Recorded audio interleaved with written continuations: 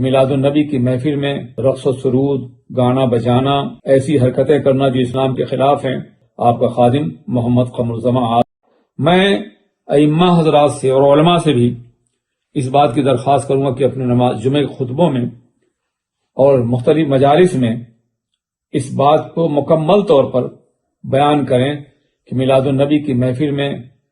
رقص و سرود، گانا بجانا، ایسی حرکتیں کرنا جو اسلام کے خلاف ہیں، ڈی جے وغیرہ کا اہتمام کرنا، یہ حرام اور اشد حرام ہے، عام دنوں میں بھی، عام حالات میں بھی،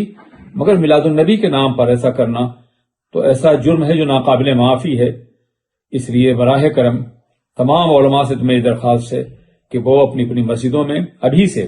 مکمل طور پر اس بات کی کوشش کریں کہ لوگوں کے ذہنوں میں آ جائے کہ وہ اس طرح کی حرکتیں نہ کریں، میلاد النبی کا اہتمام کریں مگر ادب و احترام کے ساتھ۔ السلام علیکم ورحمۃ اللہ۔